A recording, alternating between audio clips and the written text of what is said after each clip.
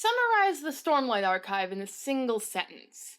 A depressed Peter Pan, a motherless Wendy, and an honorable Captain Hook fight Tiger Lily's people until all hell breaks loose.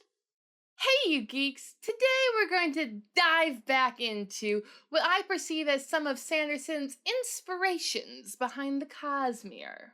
First, we need to acknowledge the elephant in the room. And that is Peter Pan. Now, I didn't really grow up with Peter Pan, not really reading the books or watching the movies. It was one of those Disney movies I wasn't allowed to watch for whatever reason. So I didn't really start thinking about it until all of those creme posts started comparing Kaladin to Peter Pan, and Murphy Napier recommended I read the book on her channel. So I did, and oh my gosh, you guys were right to draw those comparisons. And maybe more right than you know. Just keep an open mind, and then suddenly you'll find Neverland. Peter Pan is a storyteller's dream. It is a story about the importance of stories in our most fundamental moments of childhood and then hopelessness, or both. On a meta level, it also is a great showing of how stories can be told. It started life as a play, got adapted into a book, and then an animated Disney movie, which then spawned so many copyright distinct retellings that Peter Pan, in the USA at least, has its own mythos that permeates the culture on a level that even I, not very familiar with the work, knew of Neverland and the Lost Boys and Tinkerbell. But Sanderson is doing way more than just retelling Peter Pan. It seems like he's taking some of the iconic and memorable and some unexplored concepts from this work and retooling it into his own magical worlds that allow most readers to return to that magical land that they grew out of as children, and finding that that magical place has grown up along with them in a way that Neverland never could. So here are my few favorite examples. Spoilers, of course. Mistborn. It may seem odd to begin this video by comparing Peter Pan to Kelsier. After all, Peter Pan is just a boy. A very confident, cocky brat of a boy. The truth is that there was something about Peter which goaded the pirate captain to frenzy. It was not his courage. It was not his engaging appearance. There was no beating about the bush, for we know quite well what it was, and have to tell, it was Peter's cockiness. Kelsier may appear to be a full-grown man when he swaggers into Vin's life, but we soon learn that he, in fact, also has never grown up, like when he drops in on Vin before the night of her first big ball. Kelsier smiled as he peeked his head through the window. He winked, pulling the door shut. I figured I still owed you for surprising me in that alleyway last week. How very adult of you, Vin said flatly. I've always been quite confident in my immaturity. In both cases, their youthful exuberance gives them a cockiness to stare death right in the face and say things like, Today will be an awfully big adventure. Or, in Kelsier's case, he says, but you can't kill me, Lord Tyrant. I represent that thing you've never been able to kill, no matter how hard you try. I am hope. This exchange is also oddly reminiscent, for me anyway, of Peter's exchange with Captain Hook in their final showdown as well. There's some fiend fighting me. Pan, who and what art thou? I'm youth. I'm joy. I'm freedom. Key difference between Peter and Kelsier in their final fights is that Peter goes on to live and Kelsier, goes off to have an awfully big adventure.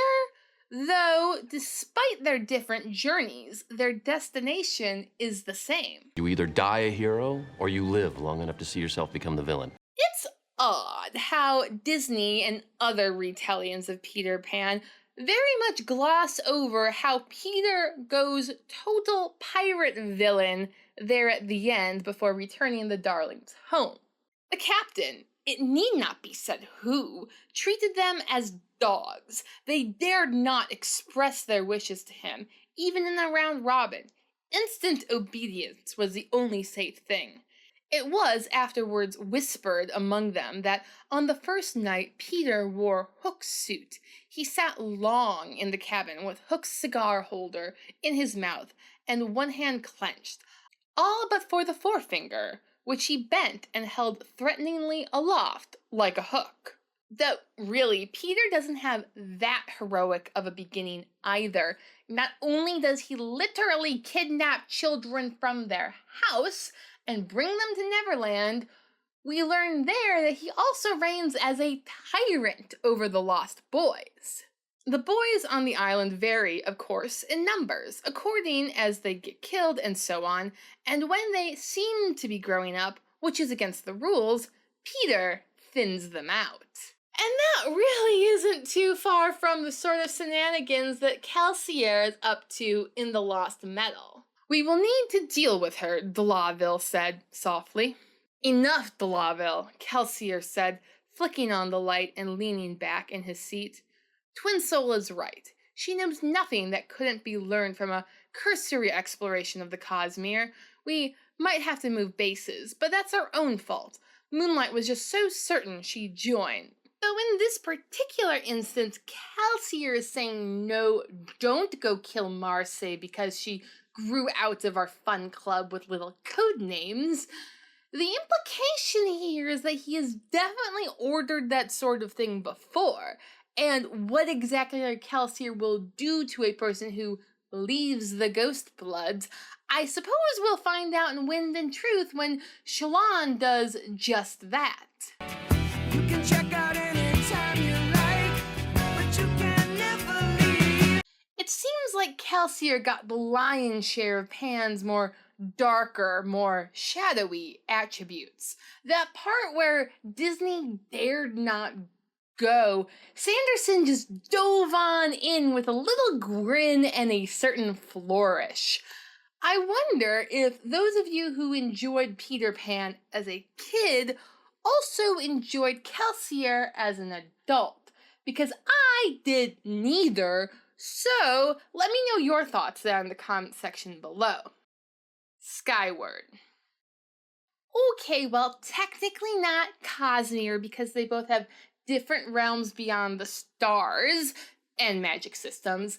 Sanderson uses Cytonic to give a punchline to a joke set up so brilliantly in Peter Pan that I just have to include it here. It all begins when the Lost Boys are asking Wendy for stories. Tell us the end of Sleeping Beauty.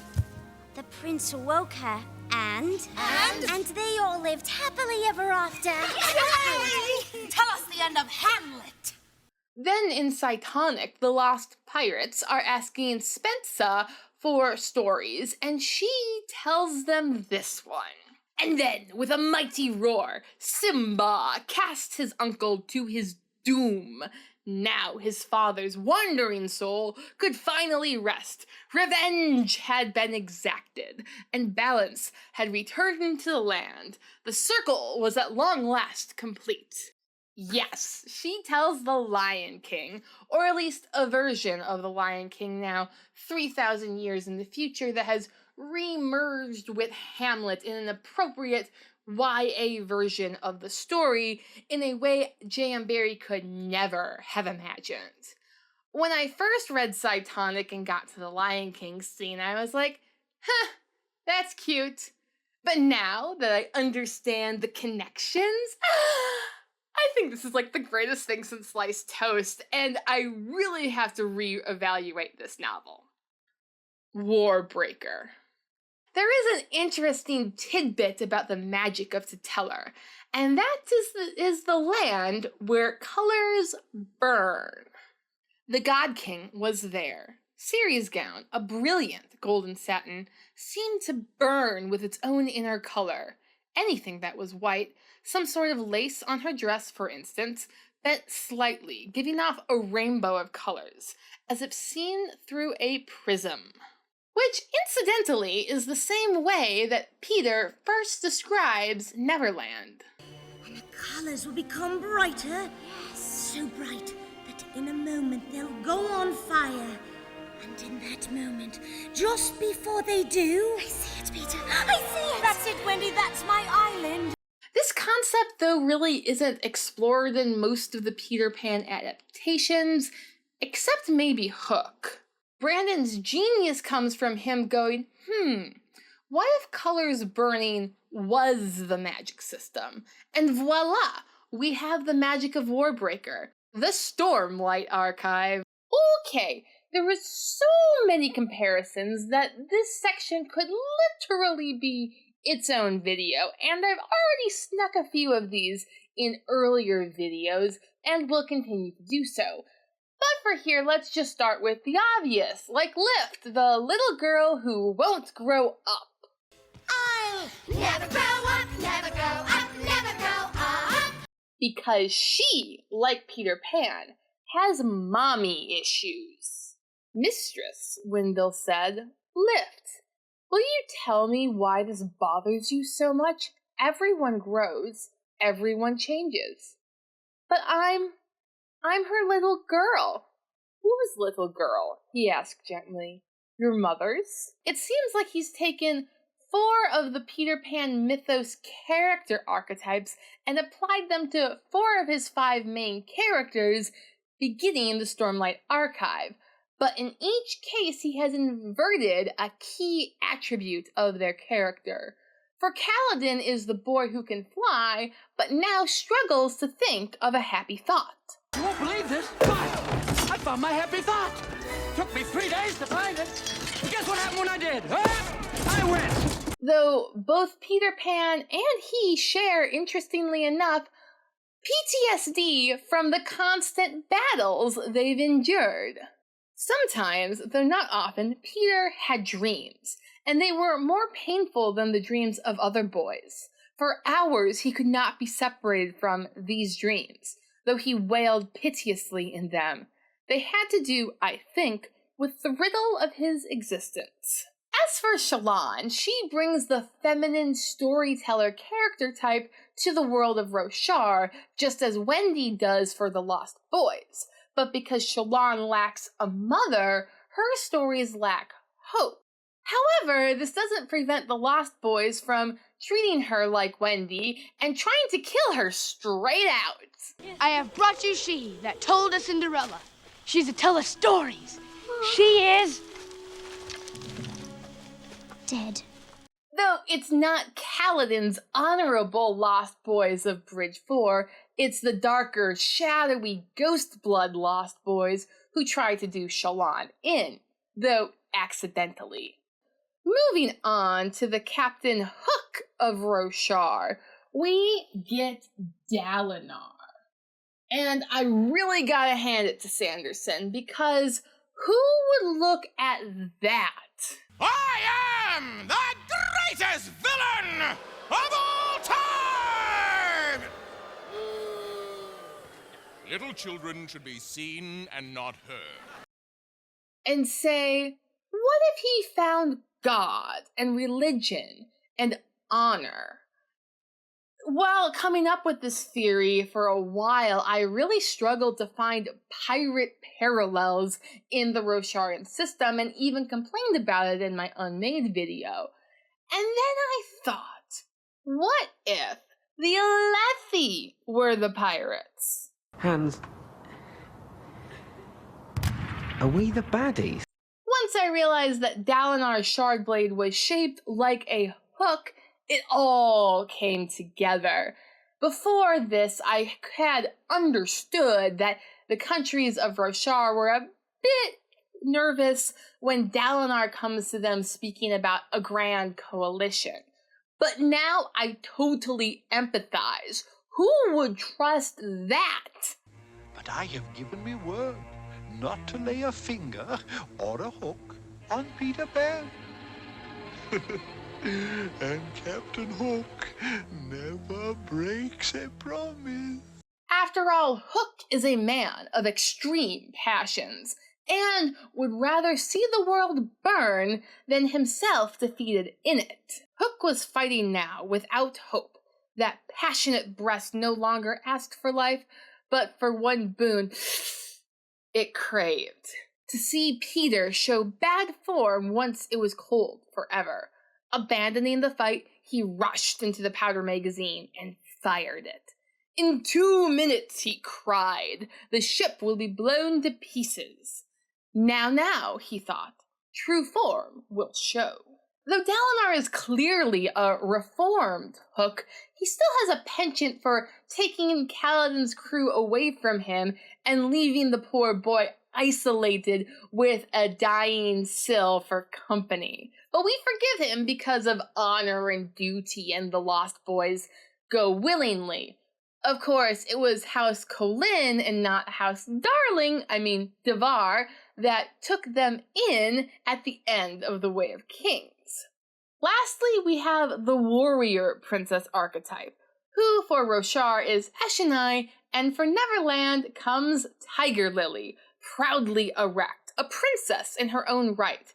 She is the most beautiful of dusky Dianas, coquettish, cold, and amorous by turns. There is not a brave who would not have the wayward thing to wife, but she staves off the altar with a hatchet. In the flashbacks of Rhythm of War, it is made quite clear that Eshonai, much to her mother's chagrin, would not willingly take mate form, and instead rises through the ranks of the warriors of her family. But unlike Tiger Lily, Eshonai does not get saved at Marooner's Rock by Peter Pan and therefore bring peace between their two peoples.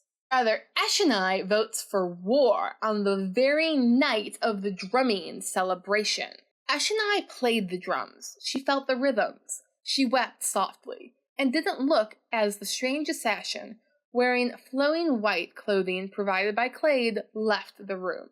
She'd voted with the others for this course of action. Therefore, it's deliciously ironic that Eshonai is left to drown by Kaladin's crew during the Battle of Narok. Though at the same time, Sanderson gives us new hope in the form of her cool and coquettish and now regal sister, Venli. Venli was actually spared by an Alethi spearman as the tides of storm were rising out on the plains. The human loomed over her, a terrible figure, with his features completely lost in the shadow of his helm. He raised his spear. No, Venli said to subservience in his language. Please, no, I'm scholar, no weapon, please, no. He brandished his spear, but as she cringed, turning aside her face, no blow came. I also appreciate that Sanderson's deep world building allows his readers to discuss issues like colonialism and what it does to the native local inhabitants of a region, with a sensitivity that a Victorian-era Englishman or even Walt Disney could not do to save their lives. I hope this video has brought you as much joy as it did me in finding these connections. As I said, this is just a highlight list, so please let me know down in the comments what connections you see and particularly enjoy.